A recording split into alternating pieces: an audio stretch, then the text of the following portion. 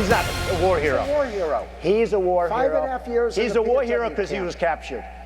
I like people that weren't captured, okay? I hate to tell you. Do you agree with that? He's a war hero because he was captured. Donald Trump said the following about you, quote, "Look at that face. Would anyone vote for that? Can you imagine that, the face of our next president?" I think women all over this country heard very clearly what Mr. Trump said.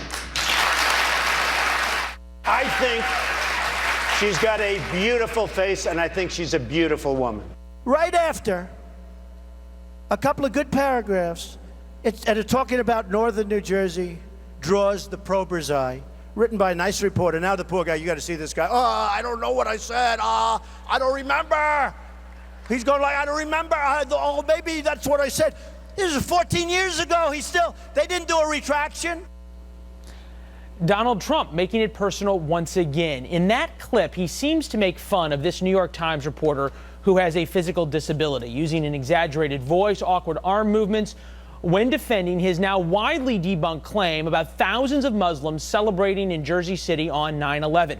Joining us now, Ethan Behrman, conservative radio talk show host, Sean Pittman, host of syndicated TV show The Usual Suspects, also a political analyst. Gentlemen, political analysts over the past couple of months have been made to be fools by predicting this is the end of Donald Trump. Either of you guys willing to say that this incident is the end of Donald Trump? Show of hands.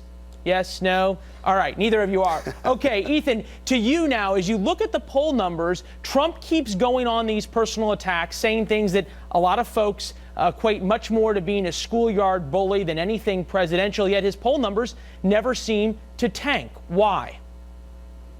Well, this is because his core constituency, his core set of supporters are looking at following his slogan, "Make America Great Again." These are just little side issues, not the core thing that they're focused on. So that's why he's staying steady in the polls. You've got to look at a guy, though, like Ted Cruz as well, who is rising because he's not making what I consider to be some of these mistakes that Donald Trump made.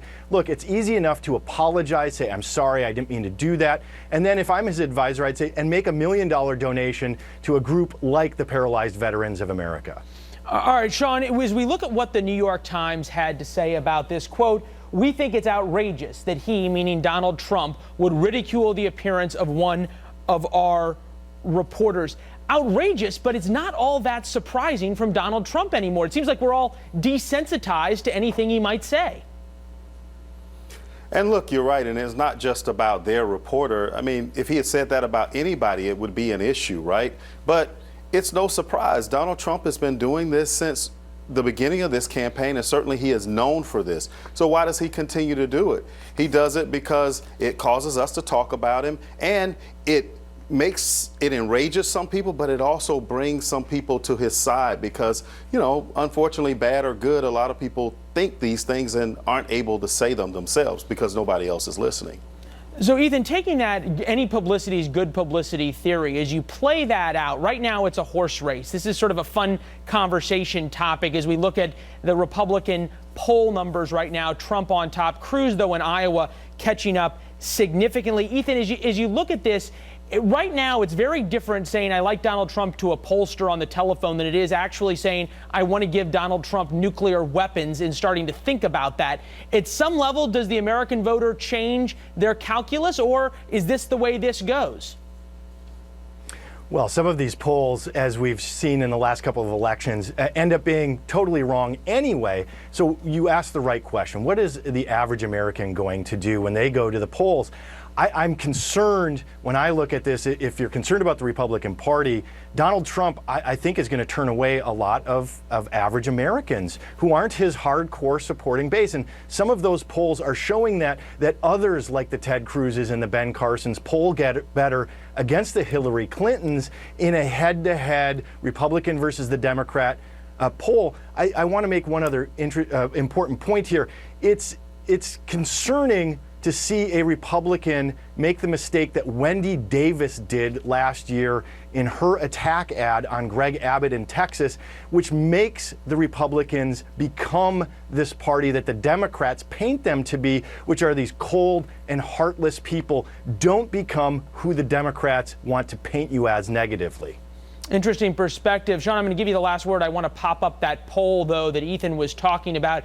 Trump is still ahead against Democrats. Monica Crowley was talking a couple of hours ago about the fact that a lot of her Democratic friends, union members, are talking about voting for Trump, people who would be Hillary Clinton supporters through and through. The question going forward is, are Democrats worried about presidential nominee Donald Trump? No, Democrats would love Donald Trump to be the Republican nominee. And let me tell you, Donald Trump is a problem for the Republican Party.